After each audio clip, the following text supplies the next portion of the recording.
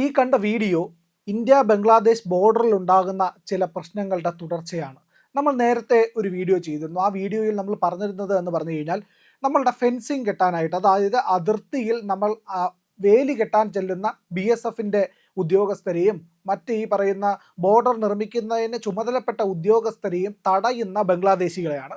ആ ബംഗ്ലാദേശികൾ അവിടെ വന്ന് ഇവർക്ക് നേരെ ആക്രോശിക്കുകയും ആദ്യം BGB ആണ് വന്നത്, ബംഗ്ലാദേശ് ബോർഡർ ഗാർഡ് ബംഗ്ലാദേശ് എന്ന് പറയുന്ന വിഭാഗം. അവരാണ് ആദ്യം വന്നത്. അവരാദ്യം വന്നിട്ട് പറ്റില്ല എന്ന് പറഞ്ഞ് ഷൗട്ട് ചെയ്യുകയും നമ്മുടെ BSFകാരോട് ദേഷ്യപ്പെടുകയൊക്കെ ചെയ്യുന്നുണ്ട്. നിങ്ങൾ ഫെൻസിങ് കെട്ടാൻ പാടില്ല എന്ന് പറഞ്ഞുകൊണ്ടാണ്, നിങ്ങളിവിടെ വേലി കെട്ടരുത് എന്നുള്ളതാണ് അവരുടെ അപ്പോഴത്തെ ആവശ്യമായിരുന്നത്. അത് ആദ്യം നമ്മൾ ചെയ്ത വീഡിയോയിൽ പറയുകയുണ്ടായി.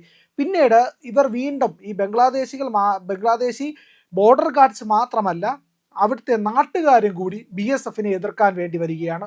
പിന്നീട് അവർക്ക് നേരെ ആക്രോശിക്കുകയും കമ്പിയും വടിയും ഈ പറയുന്ന അരിവാളും ഒക്കെ ആയിട്ട് വരുന്ന വീഡിയോയും കണ്ടതാണെന്ന്. BSF വളരെ സംയമനം പാലിച്ച് നിൽക്കുന്നതാണ് നമ്മൾ കണ്ടത്. ഇങ്ങനെയുള്ള എല്ലാ അവസരങ്ങളിലും BSF സംയമനം പാലിക്കാറുണ്ട് എന്നുള്ളതാണ് മറ്റൊരു കാര്യം. കാരണം അതിർത്തി പ്രദേശമാണ്, അവിടെ ഒരു പ്രകോപനം ഉണ്ടാക്കാതിരിക്കുക എന്നുള്ളതാണ് BSFൻ്റെയും നമ്മുടെ രാജ്യത്തിൻ്റെയൊക്കെ ഒരു രീതി എന്നുള്ളത്. പക്ഷേ ഇപ്പോൾ ഈ കണ്ട വീഡിയോയിൽ നിങ്ങൾ എന്താണ് കാണുന്നത് എന്ന് പറഞ്ഞു കഴിഞ്ഞാൽ, ഈ ബംഗ്ലാദേശിൽ നിന്ന് ഇവിടേക്ക് നുഴഞ്ഞു കയറിയ ആൾക്കാർ, ഈ നുഴഞ്ഞു കയറ്റക്കാരുണ്ടല്ലോ, അവരെ ഈ പറയുന്ന അനധികൃതമായി കുടിയേറിയ ആൾക്കാർ, ഇവരെ പുറത്താക്കുകയാണ്. അങ്ങനെ 17 ബംഗ്ലാദേശി നുഴഞ്ഞു കയറ്റക്കാരെ നാട് കടത്താൻ വേണ്ടിയിട്ട് നമ്മുടെ BSF അവിടേക്ക് കൊണ്ടു ചെല്ലുകയാണ്. അപ്പോഴാണ് ഈ ബംഗ്ലാദേശിൻ്റെ ബോർഡർ ഗാർഡ്സ് അവിടെ നമ്മുടെ BSFനെ തടയുകയാണ്. അവരൊറ്റയ്ക്കല്ല, അവരുടെ കൂടെ നേരത്തെ ഫെൻസിങ് കെട്ടാനായിട്ട് നമ്മുടെ BSF ചെന്നപ്പോൾ തടഞ്ഞ അതേ നാട്ടുകാരുമുണ്ട്. ഈ നാട്ടുകാർ പറയുകയാണ്, ഇന്ത്യയിലേക്ക് നുഴഞ്ഞു കയറി ഒരാളെയും ഞങ്ങൾ തിരികെ സ്വീകരിക്കില്ല. അതാണ് ബംഗ്ലാദേശിൻ്റെ ഇപ്പോഴത്തെ നയം എന്നുള്ളത്. കാരണം അവരുടെ നാട്ടിൽ നിന്ന് ആൾക്കാർ കുറഞ്ഞു. നമ്മുടെ നാട്ടിൽ അരക്ഷിതാവസ്ഥകളും പ്രശ്നങ്ങളും സംഘർഷവും ഒക്കെ ഉണ്ടാവുകയും ചെയ്യും. അതുകൊണ്ട് തന്നെ അവിടുന്ന് കുടിയേറിയ ഒരു ബംഗ്ലാദേശിയും അവർ തിരികെ സ്വീകരിക്കില്ല എന്നുള്ളതാണ്. ഇത് മാത്രവുമല്ല, നമ്മൾ ഇപ്പോൾ കണ്ട വീഡിയോയിൽ BSFുമായിട്ട് 17 പേരെ നമ്മുടെ BSF നാട് കടത്താൻ കൊണ്ട് ചെല്ലുമ്പോൾ അവിടെ തടയുന്ന ബംഗ്ലാദേശികളെയാണ് കണ്ടത്. അത് നവ്ഗോൺ സെക്ടറിലാണ് ഈ സംഭവം എന്ന് പറയുന്നത്. അവിടെയാണ് ഈ പറയുന്ന ബംഗ്ലാദേശികൾ തടിച്ചു കൂടിയിട്ടുള്ള പ്രശ്നം ഉണ്ടായിരിക്കുന്നത്. ഇത് മാത്രവുമല്ല, ഒരു കാര്യം കൂടി ആലോചിച്ചോളൂ. നമ്മുടെ സുവേന്ദു അധികാരി സർക്കാർ പശ്ചിമ ബംഗാളിൽ അധികാരത്തിൽ വന്നതിന് പിന്നാലെ ഈ പറയുന്ന ബംഗ്ലാദേശികൾ ഭയന്ന് തിരിച്ച് അവരുടെ നാട്ടിലേക്ക് പോകുന്നുണ്ട്. അനധികൃതമായി കുടിയേറിയവർ കള്ള ആധാർ കാർഡ്, പാസ്പോർട്ട്, അതുപോലുള്ള രേഖകൾ, ഇലക്ഷൻ ID, റേഷൻ കാർഡ്, ഇതൊക്കെ ഒപ്പിച്ച ആൾക്കാരൊക്കെ ഉണ്ടല്ലോ, അവരൊക്കെ തിരിച്ചു പോവുകയാണ്. അങ്ങനെ വൻതോതിൽ അവർ തിരിച്ച് ബംഗ്ലാദേശിലേക്ക് പോകുമ്പോൾ അതിനെ തടയാൻ വേണ്ടിയിട്ട് അവരുടെ ഈ BGBക്കൊപ്പം നാട്ടുകാർ കൂടെ ചേർന്നിട്ട് രാത്രി ടോർച്ച് പഠിച്ച് ഈ പറയുന്ന അതിർത്തി മേഖലകളിലെല്ലാം പട്രോളിംഗ് നടത്തുന്ന വീഡിയോയും പുറത്തു വന്നിട്ടുണ്ട് എന്നുള്ളതാണ്. അങ്ങനെ ഗുരുതരമായിട്ടുള്ള പ്രശ്നങ്ങളാണ് നമ്മുടെ അതിർത്തിയിൽ ഉണ്ടായിക്കൊണ്ടിരിക്കുന്നത്. ഈ നുഴഞ്ഞു കയറിയ ആൾക്കാരെ തിരികെ എടുക്കാനായിട്ട് ബംഗ്ലാദേശ് തയ്യാറാകുന്നില്ല എന്നുള്ളതാണ്. ഇതിന് പിന്നിൽ ഗൂഢമായ ലക്ഷ്യമുണ്ട്. ആ ലക്ഷ്യം എന്ന് പറഞ്ഞു കഴിഞ്ഞാൽ, നമുക്കറിയാമല്ലോ റോഹിംഗ്യൻ മുസ്ലിങ്ങളുടെ പ്രശ്നം. റോഹിംഗ്യൻ മുസ്ലിങ്ങൾ എന്തായിരുന്നു? അവർ ഈ പറയുന്ന മ്യാൻമാറിലേക്ക് കുടിയേറിയവരായിരുന്നു ബംഗ്ലാദേശിൽ നിന്ന്. ബംഗ്ലാദേശികളാണ് എല്ലായിടത്തും പ്രശ്നം ഉണ്ടാക്കുന്നതെന്ന് ഓർത്തോണം. ഈ ബംഗ്ലാദേശികൾ അവിടേക്ക് കുടിയേറുന്നു. ഏത് സമയത്തെന്ന് പറഞ്ഞാൽ ബ്രിട്ടീഷുകാരുടെ കാലഘട്ടത്തിലൊക്കെയാണ് കുടിയേറുന്നത്. അതിന് ശേഷവും കുടിയേറ്റം ഉണ്ടായിട്ടുണ്ട് എന്ന് പറയപ്പെടുന്നുണ്ട്. അവർ നേരെ ഈ പറയുന്ന മ്യാൻമാറിൽ കുടിയേറിയതിന് ശേഷം അവിടുത്തെ ആൾക്കാരുടെ, സ്വൈരമായിട്ട് ജീവിച്ചിരുന്ന ആൾക്കാരുടെ ജീവിതത്തിന് മേൽ വലിയ ദുരന്തം ഉണ്ടാക്കുകയാണ്. അതിലൊന്നാമത്തെ കാര്യം കലാപമാണ്. രണ്ടാമത് ഇവരുടെ റിസോഴ്സ് കൊള്ളയടിക്കുന്നതൊക്കെ മറ്റ് പ്രശ്നങ്ങളാണ്. അതിനേക്കാളേറെ അവരുടെ വിശ്വാസങ്ങൾക്ക് നേരെ, അവരുടെ ആരാധനാലയങ്ങൾക്ക് നേരെയൊക്കെ ഈ പറയുന്ന അവിടെ ഉണ്ടായിരുന്ന ഈ ബംഗ്ലാദേശിൽ നിന്ന് നുഴഞ്ഞു കയറിയ ആൾക്കാർ പ്രശ്നങ്ങൾ ഉണ്ടാക്കുന്നു. അങ്ങനെയാണ് റോഹിംഗ്യൻസിനെതിരായിട്ട് ആക്രമണം നടത്താൻ ഇവർ തീരുമാനിക്കുന്നത്, അവിടുത്തെ തദ്ദേശവാസികൾ. അങ്ങനെയാണ് പ്രശ്നം ഉണ്ടാകുന്നത്, അടി ഉണ്ടാകുന്നത്, വലിയ രീതിയിലുള്ള കലാപങ്ങൾ ഉണ്ടാകുന്നു. ആദ്യം ഈ റോഹിംഗ്യൻസ് ഈ ബുദ്ധവിഷുക്കളെയൊക്കെ കൊല്ലുന്നുണ്ട്, ബുദ്ധിസ്റ്റുകളെ കൊല്ലുന്നുണ്ട്, ബുദ്ധമത വിശ്വാസികളാണ് അവിടെ, അവരെയൊക്കെ കൊല്ലുന്നുണ്ട്. അതിൻ്റെ പേരിൽ പിന്നീട് പലപ്പോഴും അങ്ങോട്ടും ഇങ്ങോട്ടും ഉണ്ടാകുന്ന സംഘർഷങ്ങളുടെ പേരിലാണ് ഈ വ്യാപകമായിട്ട് ഈ റോഹിംഗ്യകൾക്ക് നേരെ ആക്രമണം ഉണ്ടാകുകയും ഇവരെ നേരെ ബംഗ്ലാദേശിലേക്ക് കയറാൻ ചെന്നു. തിരിച്ചു പോകാൻ നോക്കിയപ്പോൾ ഈ ബംഗ്ലാദേശ് സർക്കാർ ഇപ്പം കാണിക്കുന്ന അതേ പരിപാടി അന്ന് ആവർത്തിച്ചു. അവരെന്ത് ചെയ്തു എന്നറിയാമോ? അവർ ഈ നുഴഞ്ഞുകയറ്റക്കാരായി മ്യാൻമാറിലേക്ക് പോയി തിരികെ വരുന്ന ആൾക്കാരെ അവർ സ്വീകരിച്ചില്ല. അങ്ങനെ സ്വീകരിക്കാതെ വന്നതോടുകൂടി തന്നെ ഇവരെന്ത് ചെയ്തു? ഇവർ ബോട്ടിലൊക്കെ കയറി മറ്റെവിടേക്കെങ്കിലും പോകാൻ കഴിയുമെന്ന് നോക്കിക്കൊണ്ട് പോകാൻ തുടങ്ങി. പല രാജ്യങ്ങളിലേക്ക് പോയി, പല സ്ഥലങ്ങളിലേക്ക്. ബോട്ട് അപകടങ്ങൾ, അതിനിടയ്ക്ക് ബോട്ട് അപകടങ്ങളുണ്ടായി, അങ്ങനെ കുറേ ആൾക്കാർ മരിക്കുകയൊക്കെ ചെയ്തു. അങ്ങനെയാണ് റോഹിംഗ്യൻസ് വലിയ തോതിൽ ഇന്ത്യയിലേക്കൊക്കെ വരുന്നത്. അന്ന് ആ സമയത്ത് ഇന്ത്യയിൽ അധികാരത്തിലിരുന്ന UPA സർക്കാർ പലപ്പോഴും ഈ റോഹിംഗ്യൻസിനെ സ്വീകരിക്കുകയും ചെയ്തു. അത് വലിയ തോതിലുള്ള പ്രശ്നങ്ങൾ ഉണ്ടാവുകയും ചെയ്തിട്ടുണ്ട്. ഇവർ കാശ്മീരിലടക്കമുള്ള മേഖലകളിൽ പോയി താമസിക്കുന്നുണ്ട്. നമ്മളുടെ ഒരുപാട് പ്രദേശങ്ങളിൽ ഇവർ റോഹിംഗ്യൻസ് അനധികൃതമായി താമസിക്കുന്നുണ്ടെന്നാണ്. അപ്പോൾ ഇവർ കുടിയേറ്റക്കാർ ഈ പറയുന്ന അഭയാർത്ഥികളായിട്ടാണ് കണക്കാക്കുന്നത്. നുഴഞ്ഞുകയറ്റക്കാരുണ്ട്, അനധികൃത കുടിയേറ്റക്കാർ, അതായത് ഈ നുഴഞ്ഞുകയറ്റക്കാർ തന്നെയാണ് അവരുണ്ട്. പിന്നെ ഈ പറയുന്ന അഭയാർത്ഥികളുണ്ട്. ഇവർക്ക് അഭയാർത്ഥി കാർഡുകളൊക്കെ UN കൊടുത്തിട്ടുണ്ട് എന്നുള്ളതാണ്.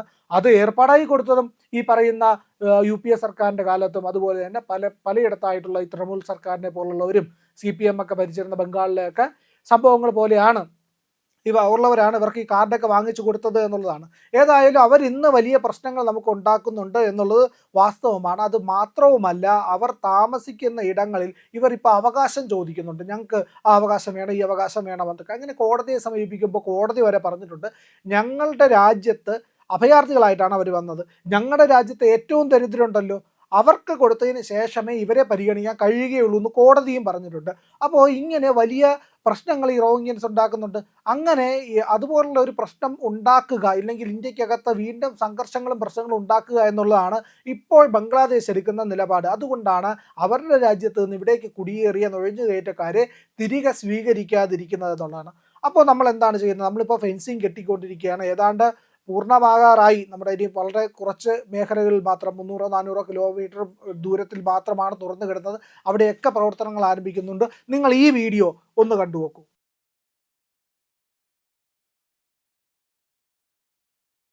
ഇത് എന്ന് പറയുന്നത് നമ്മളുടെ സിംഗിൾ റോ സ്മാർട്ട് ഫെൻസിങ്, അതായത് കേന്ദ്രീകൃത നിരീക്ഷണ സംവിധാനങ്ങളും ക്യാമറകളും ഒക്കെ അടക്കമുള്ള ഒരു അതിർത്തി സംവിധാനം നിർമ്മിക്കുകയാണ് നമ്മുടെ BSF ചെയ്യുന്നത് എന്നുള്ളതാണ്.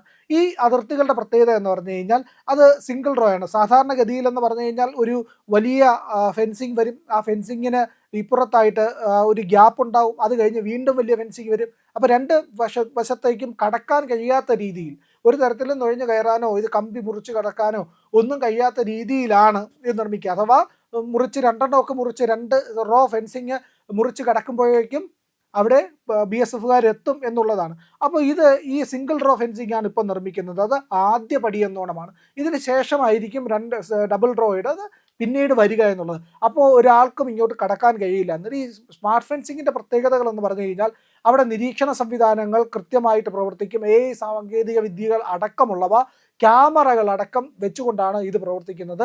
കൃത്യമായി സൈറൻ തരും. ആരെങ്കിലും ഈ പറയുന്ന അതിർത്തി മേഖലയിലേക്ക് കടന്നാലോ അത് മുറിച്ചു കടക്കാനോ ശ്രമിച്ചു കഴിഞ്ഞാൽ ഇത് സൈറൻ പുറപ്പെടുവിക്കുകയും അവിടേക്ക് കൃത്യമായിട്ട് BSFന് എത്താനും കഴിയുകയും ചെയ്യും എന്നുള്ളതാണ്.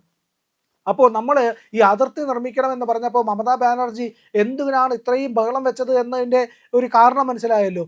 ഇവർക്ക് ആവശ്യത്തിന് നുഴഞ്ഞുകയറ്റക്കാരെ ഇങ്ങോട്ട് എടുക്കണം, ഒന്നാമത്തെ കാര്യം. രണ്ടാമത്തെ കാര്യം എന്താണ്? ഇങ്ങനെ തുറന്നു കിടന്നാൽ മാത്രമേ എല്ലാ വിധത്തിലുള്ള തട്ടിപ്പും കള്ളക്കടത്തും എല്ലാം നടക്കുകയുള്ളൂ എന്നുള്ളതാണ്. കള്ളപ്പണം, അതുപോലെ തന്നെ ഒന്ന് ആലോചിച്ച് നോക്കൂ, നമ്മുടെ രാജ്യത്തേക്ക് കടത്താനായിട്ട് കോടിക്കണക്കിന് രൂപയാണ് പാകിസ്ഥാൻ അടിച്ചു വെച്ചിരുന്നത് നോട്ട് നിരോധനത്തിൻ്റെ കാലത്ത്.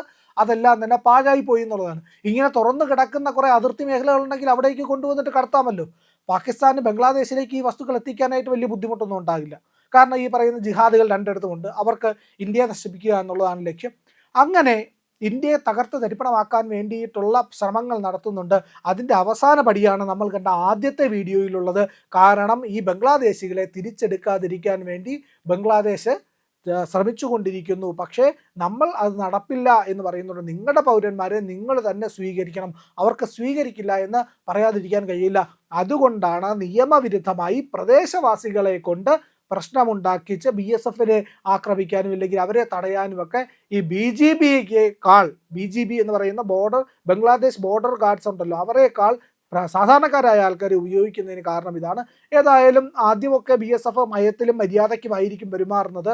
പിന്നീട് ഈ പറയുന്ന അഭയാർത്ഥികളെ കടത്താനായിട്ട് ഇല്ലെങ്കിൽ അങ്ങോട്ട് പറഞ്ഞയക്കാനായിട്ട് നമുക്ക് വേറെ മാർഗങ്ങളുണ്ട്. അത് തോക്കിൻ്റെ ഭാഷയായിരിക്കും. ആദ്യം ഈ ബഹളം വയ്ക്കുന്നവരൊക്കെ ഒരു ബുള്ളറ്റിൻ്റെ ശബ്ദം കേട്ട് കഴിഞ്ഞാൽ ഓടുമെന്നുള്ളതാണ്. കഴിഞ്ഞ ദിവസം ഒരിടത്ത് ഒരാളെ വെടിവെച്ച് കൊല്ലേണ്ടി വന്നു. അത് കാരണം ഇത്തരത്തിൽ ബഹളം വയ്ക്കുന്ന, ഇത്തരത്തിൽ ആക്രമണം അഴിച്ചുവിടുന്ന, കലാപത്തിന് ശ്രമിക്കുന്ന ആൾക്കാരെയാണ്. അപ്പോൾ ഇന്ത്യക്ക് ഈ പറയുന്ന സമാധാനത്തിൻ്റെ സംയമനത്തിൻ്റെ ഭാഷ മാത്രമല്ല തോക്കുകളുടെ ഭാഷയും അറിയാം എന്നുള്ളതാണ്. കാരണം ഇത് മോദിയുടെ ഇന്ത്യയാണ്, പുതിയ ഇന്ത്യയാണ്. പ്രിയപ്പെട്ട പ്രേക്ഷകരെ, ഞങ്ങൾ ഇന്ത്യ ലൈവ് പതിവുപോലെ നമ്മൾ പറയുകയാണ്, മാധ്യമങ്ങളിൽ വരാത്ത, മറ്റു മാധ്യമങ്ങൾ പറയാത്ത വാർത്തകളാണ് നിങ്ങളുടെ മുന്നിലേക്ക് കൊണ്ടുവരുന്നത്. ഇത് പറയാൻ ഞങ്ങൾക്ക് പ്രേരണയും ശക്തിയും നിങ്ങളാണ്. നിങ്ങൾ ഞങ്ങളുടെ കൂടെ ഉണ്ടാവണം. ഞങ്ങളുടെ ചാനൽ സബ്സ്ക്രൈബ് ചെയ്യണം. നമുക്കൊരു ചാനൽ കൂടിയുണ്ട്, C4N, C4N മലയാളം. നമ്മൾ ഈ തെരഞ്ഞെടുപ്പൊക്കെ ആയതുകൊണ്ട് കൂടുതൽ വാർത്തകൾ നമ്മുടെ ഈ പ്ലാറ്റ്ഫോമിൽ തന്നെ കൊടുക്കാൻ കഴിയാത്തതുകൊണ്ടാണ് C4Nൽ പുതിയ വാർത്തകൾ കൊടുക്കുന്നത്. അപ്പോൾ ആ ചാനലും കൂടി ഒന്ന് സബ്സ്ക്രൈബ് ചെയ്യണം. ഇന്ത്യ ലൈവ് ഉറപ്പായിട്ടും ചെയ്യണം. C4N കൂടെ, C4N, C എന്ന് പറഞ്ഞാൽ ക്രെഡിബിൾ, ഫോർ എന്ന് വെച്ചാൽ ഫോർ, N നേഷൻ, രാജ്യം. നമ്മുടെ രാജ്യത്തിന് വേണ്ടിയാണ്. രാജ്യം വിട്ട് ഒരു കാര്യവും ഇന്ത്യ ലൈവിനില്ല. അതുകൊണ്ട് ഞങ്ങളുടെ കൂടെ ഉണ്ടാവണം എന്നുകൂടി അഭ്യർത്ഥിക്കുന്നു.